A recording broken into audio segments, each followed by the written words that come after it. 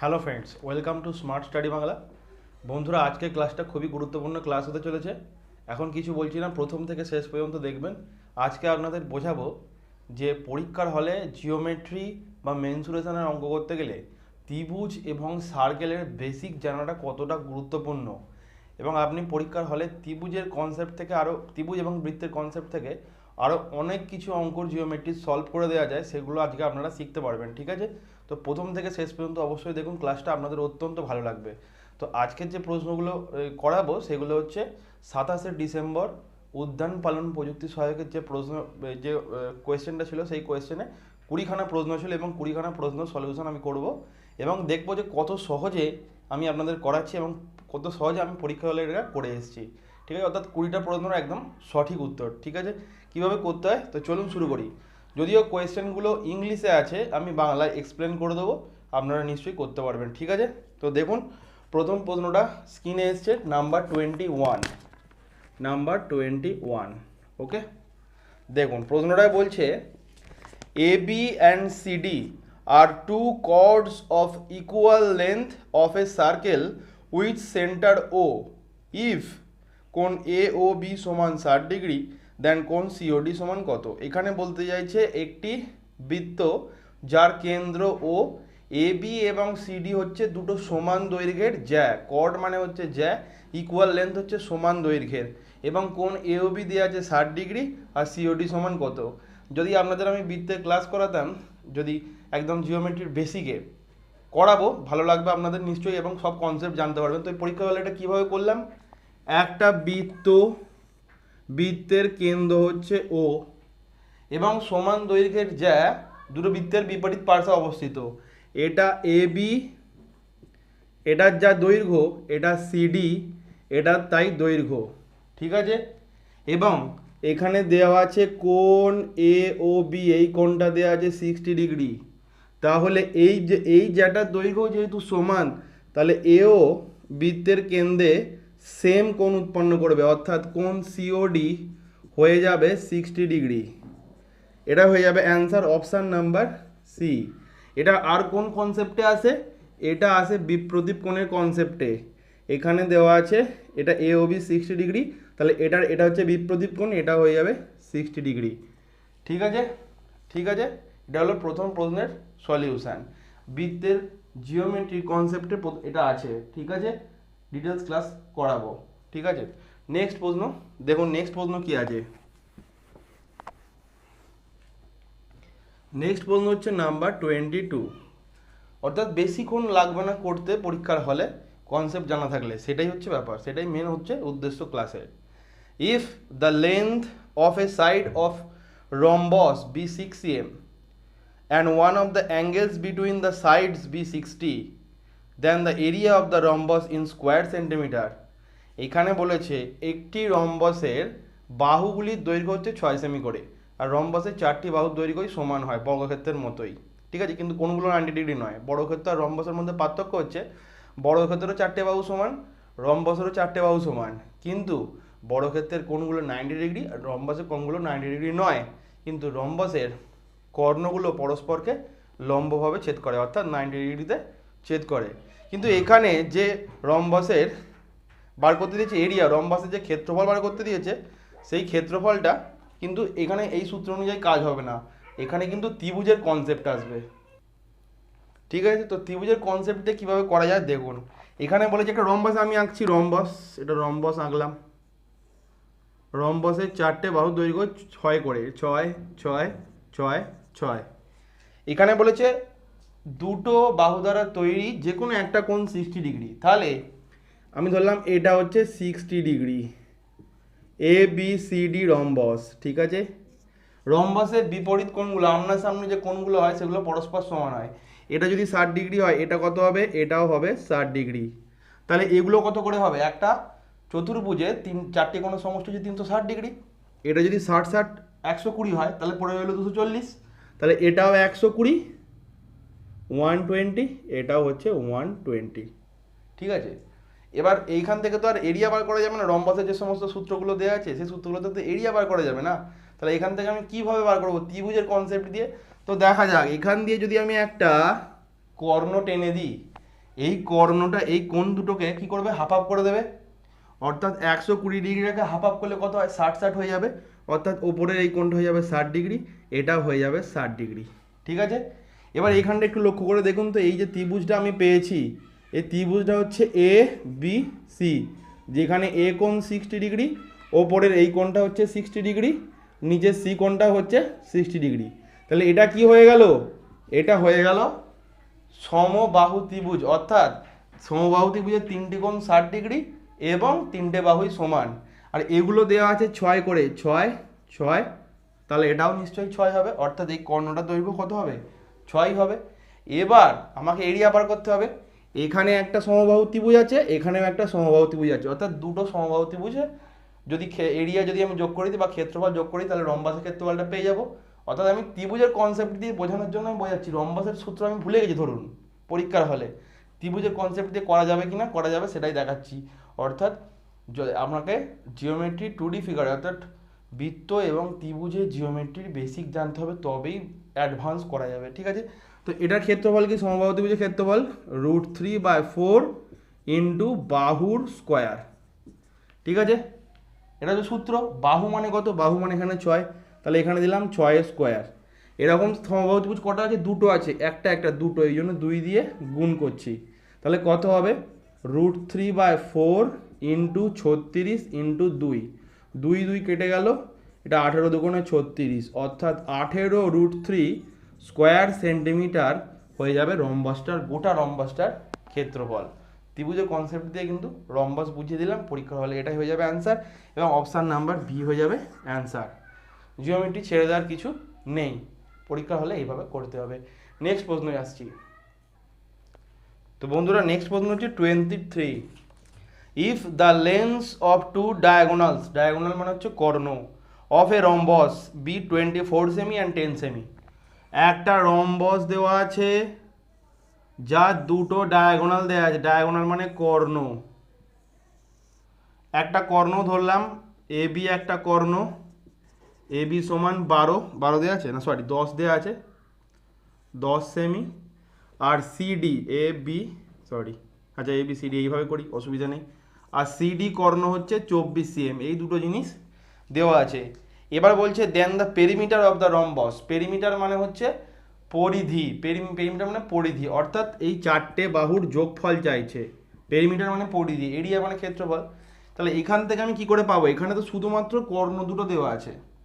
আর আমি একটা জিনিস জানি, একটু আগে বললাম, রম্বসের ক্ষেত্রে রম্বসের কর্ণগুলো পরস্পরকে 90 ডিগ্রিতে ছেদ করে এবং সমদ্বিখণ্ডিত করে পরস্পর কর্ণকে। ঠিক আছে, অর্থাৎ এইগুলো হচ্ছে 90 ডিগ্রি, প্রত্যেকটা 90 ডিগ্রি, 90 90 90 90, অর্থাৎ এগুলো সব 90 ডিগ্রি করে, 90 90 90 90। ঠিক আছে, আর একটা জিনিস, পরস্পরকে যদি সমদ্বিখণ্ডিত করে, তাহলে 10 সেমিটা কী হবে, 10টা হয়ে যাবে 5 5 করে, তাহলে এইখান থেকে এইটুকু হচ্ছে 5, এটাও 5, আর এটা যেহেতু 24 ছিল হাফ হাফ হয়ে গেলে 12 12। তাহলে এখন আমি কি ত্রিভুজ পাচ্ছি, এই যে ত্রিভুজটা পেলাম সি, ধরলাম এখানে ও আছে, মাঝখানটা ও, আর এটা হচ্ছে বি, তাহলে ও বি মানে এইটুকুনি, এটা হচ্ছে 5, আর ও সি এইটুকু হচ্ছে 12, এবং এটা হচ্ছে সমকোণ 90 ডিগ্রি। তাহলে এই সূত্র অনুযায়ী আমাদের সমকোণী সূত্র অনুযায়ী ত্রিভুজে কাজে লাগাতে হবে, ত্রিভুজের কনসেপ্ট আসবে এই রম্বস হলেও। তাহলে এই সমকোণী ত্রিভুজের আমার কি চাই, অতিভুজ। অতিভুজ মানে কি, √, লম্ব স্কোয়ার প্লাস ভূমি স্কোয়ার। অর্থাৎ আমার বিসি মানে কত হবে, বিসি বাহুটা, এটা তো বাহু পেয়ে যাবো, তাহলে √12 স্কোয়ার প্লাস 5 স্কোয়ার, মানে √12 স্কোয়ার হচ্ছে 144, 5 স্কোয়ার হচ্ছে 25, √169 মানে হচ্ছে 13 সেমি। তাহলে রম্বসের একটা বাহু পেয়ে গেলাম আমি 13, তাহলে প্রত্যেকটা বাহুই 13 13 13 13। অতএব পেরিমিটার কত হবে, 4 × 13 মানে 52 সেমি, আর এটাই হয়ে যাবে অ্যান্সার। তো আশা করছি বোঝা গেছে, কোনো প্রবলেম নেই, জিওমেট্রির অঙ্ক পরীক্ষায় করা যাবে প্রশ্ন এলে। এবার দেখা যাক নেক্সট প্রশ্ন কি এসেছিল। ঠিক আছে, দেখুন নেক্সট প্রশ্নটা একটু টাফ ছিল, কিন্তু যে জানে আর কি, সূত্রটা জানা আছে যার, সে কিন্তু করতে পারবে, বাকি কিন্তু সলিউশন করে করতে গেলে পারবে না।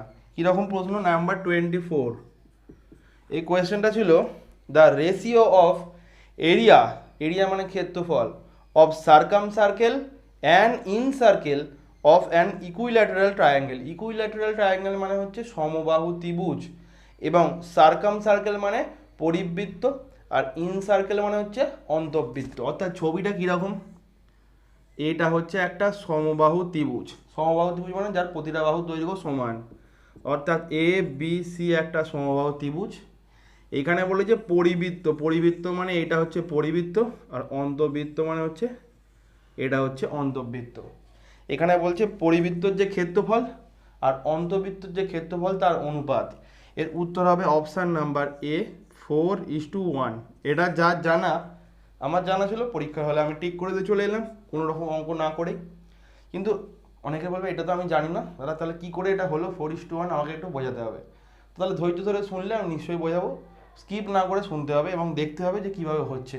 এটা জানা হয়ে গেলে আর কোনোদিন জানতে হবে না। ওকে, তো একবার দেখে নিন, পরীক্ষা হলে 4:1 এটা পেয়ে যাবেন, আমি বলে দিচ্ছি পেয়ে যাবেন 4:1, কিন্তু একবার জেনে রাখাটাও দরকার যে কী করে এলো। তো দেখুন, এটাকে আমি ভালোভাবে ক্লিয়ার করে আপনাদেরকে বোঝাচ্ছি, ঠিক আছে? এটাকেই তো এটা একটা সমবাহু ত্রিভুজ ছিল, আমি বড় করে ছবিটা আঁকছি, এটা একটা সমবাহু ত্রিভুজ ছিল, এবং সমবাহু ত্রিভুজের এটা হচ্ছে পরিবৃত্ত, আর এর ভেতরে হচ্ছে এটা অন্তবৃত্ত। এই দুটোর অনুপাত চাইছে ক্ষেত্রফলে। তো প্রথমে এখান থেকে এই যে ভেতরের বৃত্তটা তার ব্যাসার্ধ ধরলাম আর বড় বৃত্তের ব্যাসার্ধ ধরলাম বড় হাতের আর, ঠিক আছে? তাহলে বৃত্তের ক্ষেত্রফল সূত্র কি, পাই আর স্কোয়ার। তাহলে আমার পাই বড় হাতের আর স্কোয়ারের সাথে পাই ছোট হাতের আর স্কোয়ার, এই অনুপাতটা বার করতে হবে। কোনো কিচ্ছু দেয়া নেই, কীভাবে করব? তো এটা যে এ বি সি একটা সমবাহু ত্রিভুজ ছিল, এই বাহুটা ধরলাম এ, এই বাহুটা ধরলাম বি, এই বাহুটা ধরলাম সি, তিনটে বাহু ধরেছি এ বি সি। কিন্তু সমবাহু ত্রিভুজের ক্ষেত্রে প্রতিটা বাহুর দৈর্ঘ্য কী হয়, সমান হয়। অর্থাৎ প্রতিটা বাহু এ বি সি মানে তো তিনটাকে আমি এ লিখতে পারি, কোনো অসুবিধা নেই, কারণ সমবাহু ত্রিভুজের প্রতিটা বাহু দৈর্ঘ্য সমান। এবার সমবাহু ত্রিভুজের ক্ষেত্রফল কি, ক্ষেত্রফল √3/4 ইন্টু বাহু স্কোয়ার, মানে √3/4 আমি এ স্কোয়ার লিখতে পারি, কোনো অসুবিধে নেই, কারণ এ বি সি পরস্পর সমান, এ সমান বি সমান সি। আর এখানে এই সূত্র আনতে গেলে আমাকে বার করতে হবে অর্ধ পরিসীমা। তাহলে এখানে করছি আমি অর্ধ পরিসীমা, অর্ধ পরিসীমাকে লিখবো আমি এস দিয়ে। এস মানে কি, A plus B plus C by 2, এটা হয়ে গেল অর্ধ পরিসীমা। কিন্তু এখানে এ বি সি তিনটেই সমান, অর্থাৎ তিনটেই এ, তাহলে আমি লিখতে পারি 3a/2, অবশ্যই পারি। এটা হয়ে গেল অর্ধ পরিসীমা, ঠিক আছে? এবার এখানে এটা কেন বার করলাম, এটা বার করলাম এই আরটা বার করবো, ভেতরের আরটা বার করবো বলে। তাহলে ভিতরের যে আর, এই আর এর সূত্র কি, এই আর এর সূত্র হচ্ছে মানে আর স্কোয়ার সমান ত্রিভুজের ক্ষেত্রফল বাই এস এর স্কোয়ার। ত্রিভুজের ক্ষেত্রফল কত, ত্রিভুজের ক্ষেত্রফল হচ্ছে 3a/2, সরি এটা তো অর্ধ পরিসীমা। ত্রিভুজের ক্ষেত্রফল √3/4 এ স্কোয়ার, আর তার তলায় আছে অর্ধ পরিসীমা 3a/2, ঠিক আছে? এখান থেকে আর এ বাইরে স্কোয়ার আছে, এ কেটে গেল, ঠিক আছে? 2 দুগুণে কেটে গেল, তাহলে কত হবে, 3 স্কোয়ার হচ্ছে 3/4 এ স্কোয়ার ইন্টু নিচে হচ্ছে 3 স্কোয়ার 9, তাহলে 1/3 মানে 1/12 এ স্কোয়ার, 1/12 এ স্কোয়ার, এটা বেরোচ্ছে। এই ছোটো হাতের আর স্কোয়ার মানটা পেয়ে গেলাম, ঠিক আছে? তাহলে আমি এখান থেকে তো এমনি পাই কেটে দিতে পারি, আমাকে বড় হাতের আর স্কোয়ার ইস্টু ছোটো হাতের আর স্কোয়ার বার করতে হবে। আর ছোটো হাতের আর স্কোয়ার আমি পেয়ে গেছি 1/12 এ স্কোয়ার, এটা বসিয়ে দিয়েছি। এবার আমাকে বার করতে হবে বড় হাতের আর। দেখুন এটা অনেকটা বড় কনসেপ্ট, আমি কনসেপ্টটা পুরো বুঝিয়ে দিচ্ছি, কিন্তু পরীক্ষা হলেও এটা খালি মনে রাখলেই হবে সূত্রটা, ঠিক আছে? বড় হাতের আর স্কোয়ারের সূত্র কি, বড় হাতের আর স্কোয়ারের সূত্র হচ্ছে ABC/4 ত্রিভুজের ক্ষেত্রফল। এটা হচ্ছে ত্রিভুজ, ঠিক আছে? 4 ইন্টু ত্রিভুজের ক্ষেত্রফল, এটা হচ্ছে সূত্র। তাহলে এখানে বসালে কি হবে, এখানে ABC মানে এ ইন্টু এ, কারণ তিনটে বাহু সমান, এ সমান বি সমান সি, তাহলে এখানে হয়ে গেল এ কিউব, তলায় আছে 4 ইন্টু ত্রিভুজের ক্ষেত্রফল হচ্ছে √3/4 এ স্কোয়ার, তাহলে √3/4 ইন্টু এ স্কোয়ার, তাহলে এখান থেকে এ স্কোয়ার হ্যাঁ √3/4 এ স্কোয়ার, 4টা তাহলে উপরে উঠে গেল। ওকে, তাহলে এখান থেকে এ স্কোয়ার কেটে গেল, এ রইল 4 কেটে গেল 1/√3 এ, এখানে স্কোয়ার দিতে ভুলে গেছি, তাহলে এটা কত হবে 1/√3 এ তার হোল স্কোয়ার, তার মানে কি 1/3 এ স্কোয়ার। এটা হয়ে গেল বড় হাতের, তাহলে বড় হাতের আর এখানে পেয়ে গেছি 1/3 এ স্কোয়ার, তাহলে দুদিক থেকে এ স্কোয়ার ক্যান্সেল, 1/3 * 1/12, 12 দিয়ে কাটাকুটি করলে কত হবে, এটা 12 দিয়ে কাটলাম, এটা 12 দিয়ে কাটলাম, 3 4 12, 12 কেটে গেল 1, তাহলে 4:1 হয়ে গেল অ্যান্সার। দেখুন এই সলিউশন কেউ বোঝাবে না, আমি আপনাদেরকে এক্সপ্লেন করে বুঝিয়ে দিলাম যে কি করে এসছে 4.1। অঙ্ক আমি মুখস্থ করিনি, ঠিক আছে, কনসেপ্ট জানা আছে বলেই তবে ওটা করে দিতে পারছি। পরীক্ষার হলে 4:1 না মনে থাকলে আপনারা করতে পারবেন না, কিন্তু এটা জেনে গেলেন এটাই সুবিধা, ঠিক আছে। নেক্সট প্রশ্নে আসা যাক। নেক্সট প্রশ্ন ছিল নাম্বার 25।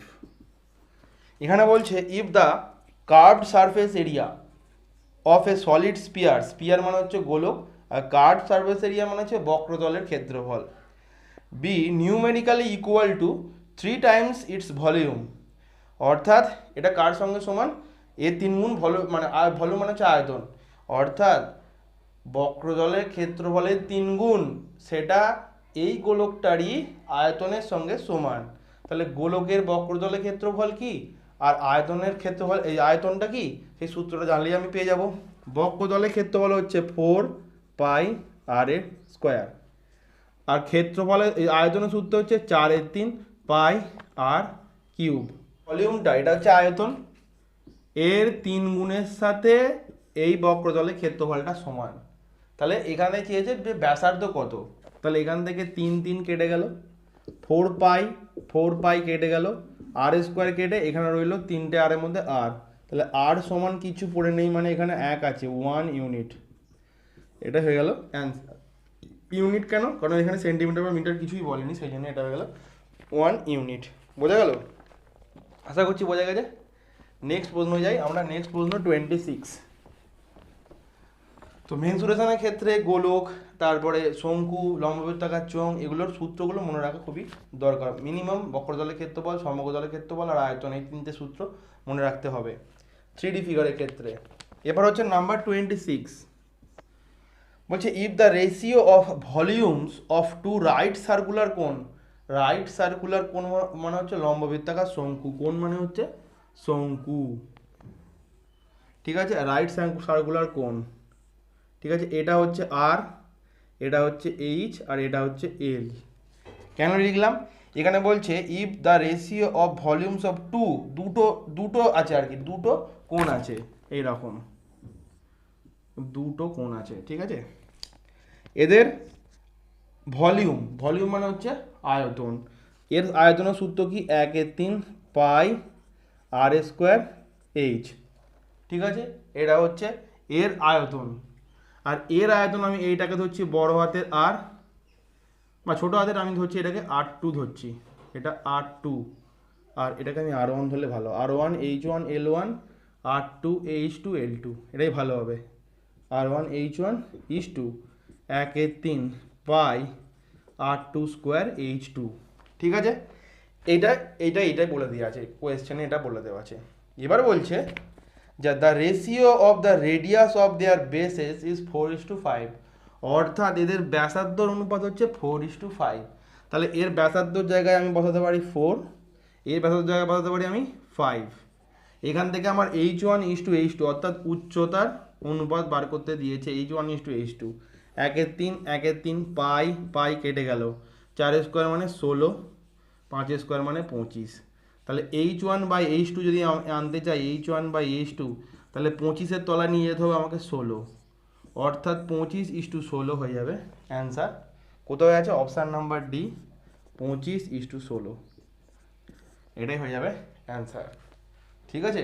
তো যে পরীক্ষার ক্ষেত্রে মেনসুরেশনের অঙ্ক আছে বা পরিমিতির অঙ্ক আছে সেই ক্ষেত্রে কিন্তু এগুলো খুবই ইম্পর্টেন্ট প্রশ্ন, দেখতেই পাচ্ছেন আপনারা কীরকম প্রশ্ন এসেছে। এরপরে নেক্সট প্রশ্ন নাম্বার 27। এখানে বলছে নাম্বার 27, এটা সূত্র বেসিসের একটা অঙ্ক দিয়েছে, মানে সূত্রটা দিয়ে দিয়েছে।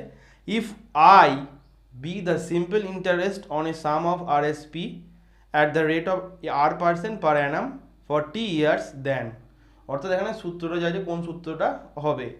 তো এখানে আমি জানি সহজ সুদের ক্ষেত্রে I সমান PRT/100, ঠিক আছে। অর্থাৎ আমি যদি এটাকে গুণ করি I ইন্টু 100 সমান PRT, অর্থাৎ এখানে সূত্রের মধ্যে যেগুলো আছে তার মধ্যে আমি নিশ্চয়ই 100-এর সঙ্গে I পাবো, 100 ইন্টু I, সেটা একমাত্র আছে অপশান নাম্বার সিতে, এবং এটাই লেখা আছে অপশান নাম্বার সিতে, লেখা আছে PRT সমান 100I, এবং এটাই হয়ে যাবে অ্যান্সার অপশান নাম্বার সি। শুধুমাত্র সূত্রটা লিখতে দিয়েছিল, ঠিক আছে। এরকম প্রশ্ন দিতেই পারে। নেক্সট প্রশ্ন আসছি আমি 28। এটাও ভেরি ইজি প্রশ্ন দিয়েছিল, সব প্রশ্ন পরীক্ষা শক্ত দেয় না, সহজ শক্ত মিশিয়ে দেয়। A shirt is sold at RS 360 rupees, অর্থাৎ সেলিং প্রাইস দেওয়া আছে 360 rupees, at a loss of 10%, মানে 10% ক্ষতিতে বিক্রি করেছে, তাহলে কস্ট প্রাইস চাইছে। তো আমি বলেছিলাম সেলিং প্রাইস থেকে ডাইরেক্ট যদি আমার কস্ট প্রাইস বা ক্রয় মূল্য আনতে হয়, অর্থাৎ বিক্রয় মূল্য থেকে ক্রয় মূল্য আনতে গেলে বিক্রয় মূল্যটাকে ইনটু করতে হবে, ওপরে 100 লিখতে হবে, আর নিচে কি করতে হবে, লস হলে 100 থেকে সেটা বিয়োগ করে দেবো, ক্ষতি হলে লাভ হলে 100-র সঙ্গে সেটা যোগ করে দেওয়া যায়। তাহলে এখানে 10% ক্ষতি হয়েছে, তাহলে 100 থেকে 10 বিয়োগ করলে হয় 90 দিয়ে 360-কে কাটলে হয় 4, আর 4 ইন্টু 100 মানে 400 টাকা ক্রয় মূল্য। এটাই হয়ে যাবে অ্যান্সার অপশান নাম্বার বি। বোঝা গেল? কোনো প্রবলেম আছে? নেক্সট প্রশ্ন যাই। নেক্সট প্রশ্ন হচ্ছে 29। A invest 5000 rupees for 9 months. A আছে 5000 টাকা 9 মাসের জন্য ইনভেস্ট করেছে, and B invest 6000 rupees for 5 months. B করেছে 6000 রুপিস ফর 5 মান্থস। তাহলে ইন এ পার্টনারশিপ বিজনেস, অর্থাৎ এটা অংশীদারি কারবারের অঙ্ক। Then the ratio in which profit বা লস উইল বি শেয়ার্ড, অর্থাৎ আমরা জানি যে মূলধনের অনুপাতটাই অংশীদারি কারবারের ক্ষেত্রে সেটাই লাভের অনুপাত বা ক্ষতির অনুপাত হয়। তাহলে এই অনুপাত বার করতে কী করতে হবে, এটা হয়ে গেল 5 9 টোটাল 45,000। কেন করতে হলো, যে যত মাসে ইনভেস্ট করছে তাকে তত মাস দিয়েই গুণ করতে হবে। তাহলে এ 9 মাসের জন্য ইনভেস্ট করেছিল, এ 5 মাসের জন্য ইনভেস্ট করেছিল, 5 6 এটা হলো 30,000। তাহলে কাটলে কত হয়, 3 15 45 আর 15 দুগুণে 30, 3:2 হয়ে যাবে answer option number A. Easy অঙ্ক ছিল, এটা সহজ পড়েছিল, করে দিতে পারবেন, সবাই করে দিতে পারবে। ওকে, নেক্সট প্রশ্ন আসছি নাম্বার 30। নেক্সট প্রশ্ন number 30। If RS 100 amount two RS 121, 100 থেকে 121 হয়ে যাচ্ছে 2 বছরে। এখানে বলেছে তাহলে এটা যদি কম্পাউন্ড ইন্টারেস্ট হয়, চক্রবৃদ্ধি সুদের ক্ষেত্রে হয়, তাহলে সুদের হার কত। এটা টাইমটা 2 বছরে দিয়েছে, তার মানে এই সংখ্যা দুটো নিশ্চয়ই কারো স্কোয়ার। এরকমই হয়, চক্রবৃদ্ধি সুদের আমি 4খানা ক্লাস আছে দিয়েছি, এগুলো করিয়েছি, ডেসক্রিপশানের লিঙ্ক থেকে চক্রবৃদ্ধি সুদের 4খানা ক্লাসে দেখে নেবেন, ক্লিয়ার হয়ে যাবে কীভাবে শর্টকাটে চক্রবৃদ্ধি সুদ করা যায়। এটা 100, তার মানে এটা যেহেতু 2 বছর টাইম দিয়েছে মানে স্কোয়ার, তাহলে 10 স্কোয়ার, আর এটা 121 মানে এটা হচ্ছে 11 স্কোয়ার। অর্থাৎ মূল অ্যামাউন্টটা হচ্ছে 10 থেকে সেটা 11 হয়েছে, 10 থেকে 11 হয়েছে মানে ক টাকা সুদ, 1 টাকা। তাহলে 10 টাকার ওপর 1 টাকা সুদ মানে কত পার্সেন্ট, একে 100 দিয়ে গুণ করলে কত হয়, 10, অর্থাৎ 10% হয়ে গেল সুদের হার। এটাই হয়ে যাবে অ্যান্সার অপশান নাম্বার এ। ঠিক আছে, চক্রবৃদ্ধি সুদের অঙ্ক আমি করিয়েছি, ডিসক্রিপশানের লিঙ্ক থেকে আপনারা দেখে নেবেন যারা সলিউশনটা বুঝতে পারলেন না, 4টে ক্লাস দেওয়া আছে। নেক্সট প্রশ্ন আমরা যাচ্ছি, নেক্সট 30।